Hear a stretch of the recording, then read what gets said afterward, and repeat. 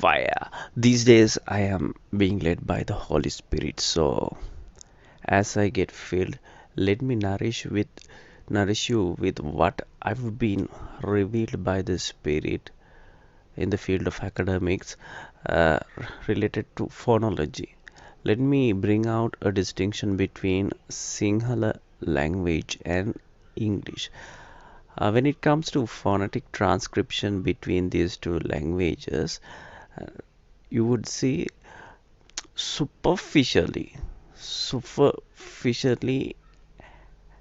Sinhalese phonetic transcription is pretty much easier, straightforward to navigate through. There is nothing to process. For instance, you might feel the need, the urge to transcript a lyric, a Sinhalese lyric, right? Something like a song. It might be something like this, right?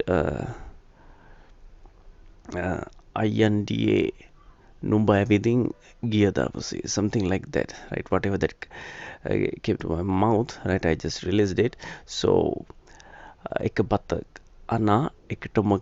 𝐼𝐾𝐈𝐴, right? 𝐒𝐾𝐈𝐴, a word like numbe. So phonetic transcription is you are going to transcribe it based on its pronunciation, nube, right? So most of you might go with NUB and A, nube E. So these are not letters. I am referring to phonetic script, right? Nu, na, and that's not U, it's the phonetic alphabet. The symbol that correlates represents U, and B and A, nu, be. And some would try to get sound to make it significant, so they would add a m sound prior to b, numbe. So that's pretty much straightforward because you can guess. There's no worries, nothing that much complex when it comes to the language of Sinhalese, because the pronunciation is calculable. It can be inferred, it can be easily distinguished. But when it comes to the language of English, let me bring out a simple uh, word, something like father.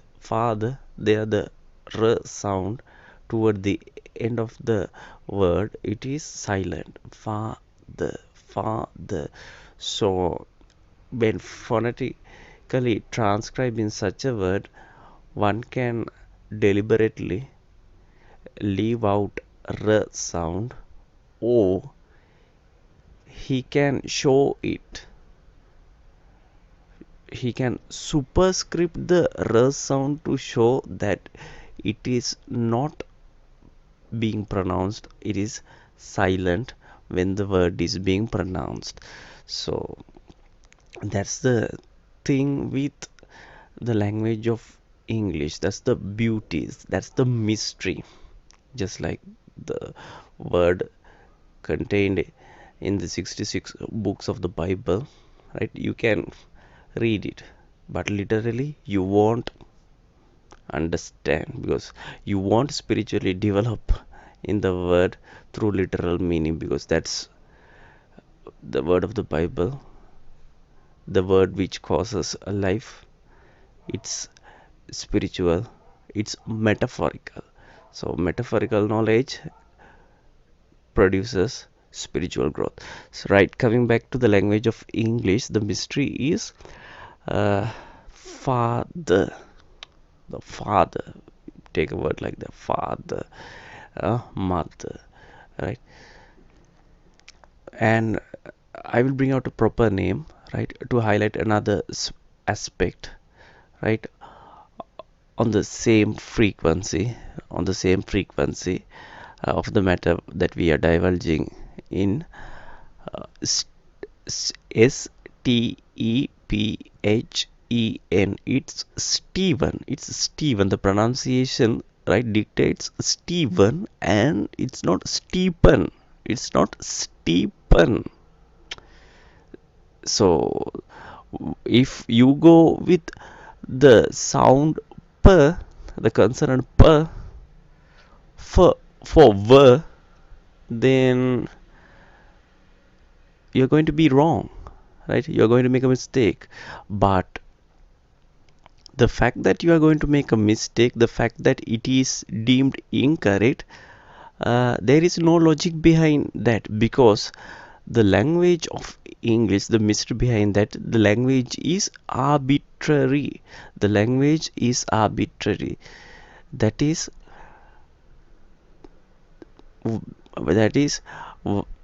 STEPHEN, the arrangement of the sounds result in Stephen and not Stephen,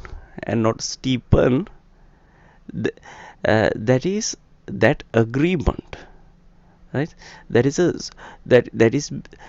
Stephen is not held in high esteem when it comes to the social norm, and Stephen, right, Stephen, that is been agreed by social convention without any logical reason as to explain why Stephen is not standard and natural, and why Stephen is socially preferred. So it's a social preference. Stephen is a social preference. So there is no logic or reason or rationale behind to explain why Stephen is preferred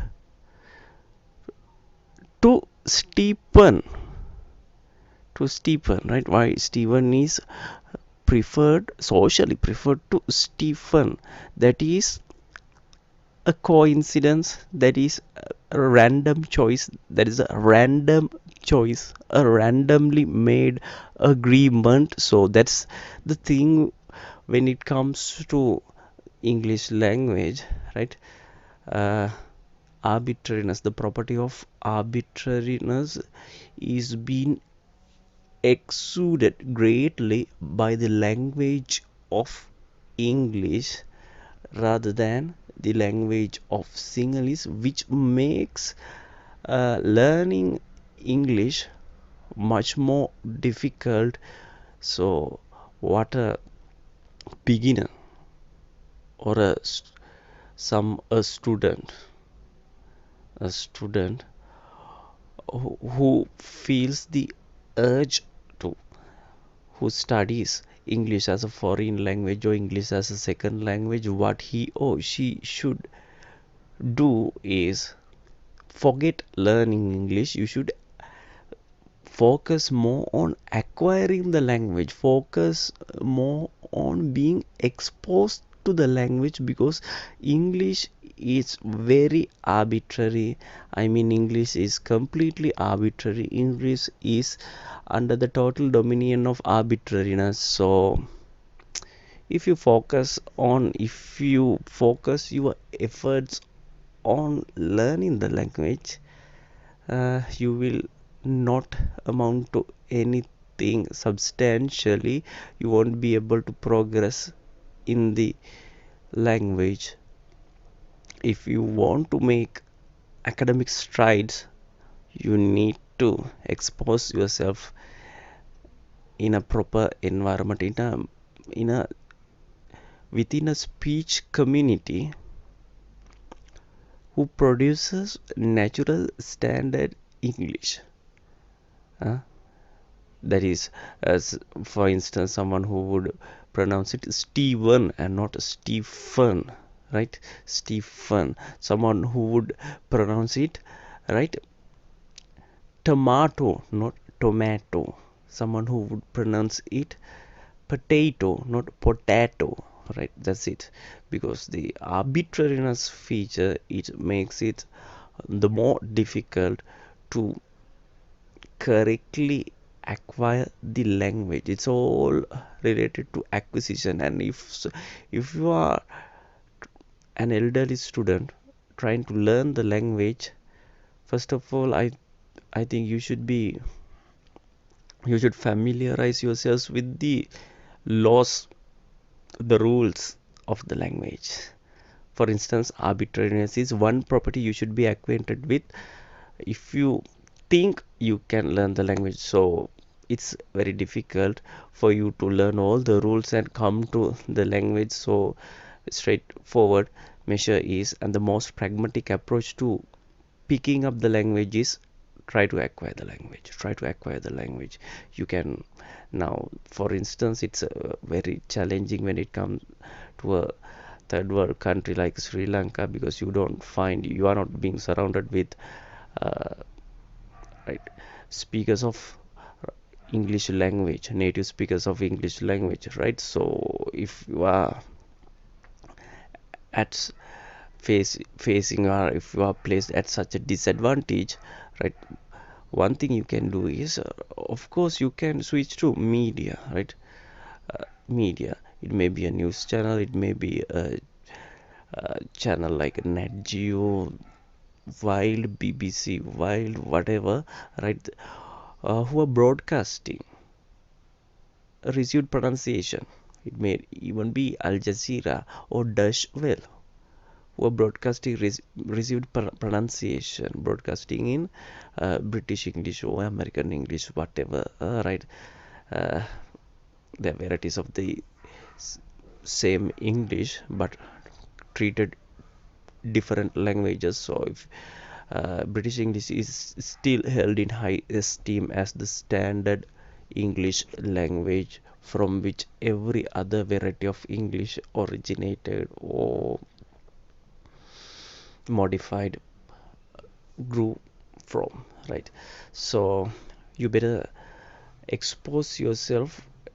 If you can't physically expose yourself to a speech community of British English, you can uh, digitally expose yourself, that is, uh, tune into these uh, English channels. And even when you are conversing, when you are chatting with your friends, you might not have native English friends, so you might be having local ones, right? So try to make it a habit to speak to the best of your ability using the English you have, and using the English you picked up from the conversations. It may be a movie, an English movie you just recently watched. At least make it a habit to learn one word, at least one vocabulary. Pick one vocabulary item or one sentence pattern, one expression from a movie or a documentary. Because uh, just watch a documentary, it may be about a bird, but you might not have come across such a way, right?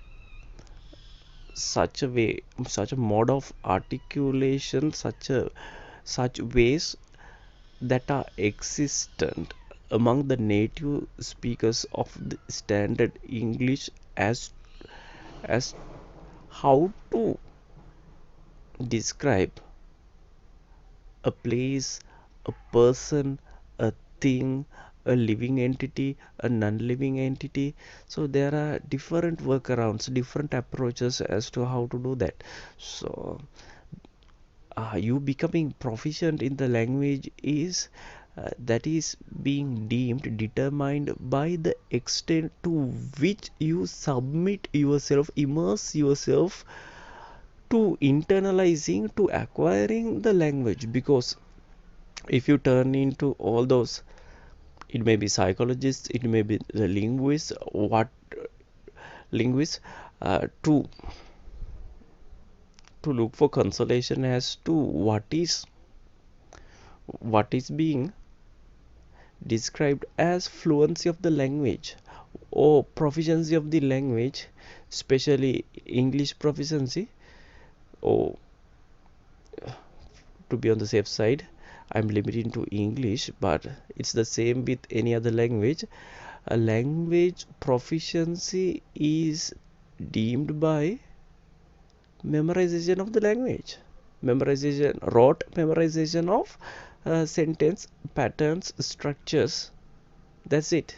That is, and the adaptive use of the artistic creative use of such structures.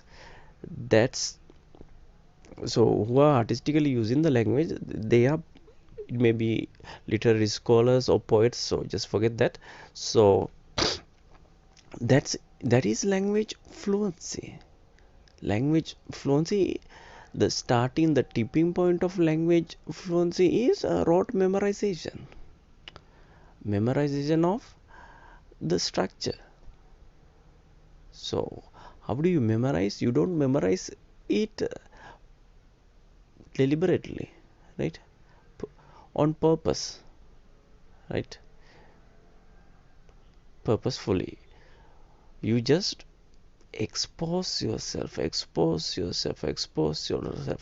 day you hear good morning. Every day you would say good morning. The child would hear good morning. The child would say good morning. So the good morning, he did not, right? The expression of good morning, right? He did not, and the good morning and good night, he did not commit it to memory. He did not by heart, right? It became an automatic, autonomous part of his daily speech routine, right? By daily exposure. That is the frequency, dictated by frequency and repetition. That's as simple as that. See, all these things are revealed to me by the Spirit of God. So as I am being filled with the Spirit of the Lord, my God Jesus, I thought I should be sharing these things to you, because what is being revealed in the flesh, that's all literal stuff. You cannot go to a depth behind that. So you need to lick some supernatural wisdom of God to come up with this sort of explanations and clarifications, so to unravel how a language works. So what is a language, the foundations on which a language is being built, right? These things, they come from above and not below. So I think this episode, this podcast, would have filled the voids of your ignorance to what language is and your futile attempts. It would have corrected your futile attempts as to how to approach the language, as to how to achieve proficiency in language, especially English. I thank you guys for tuning in, and God bless.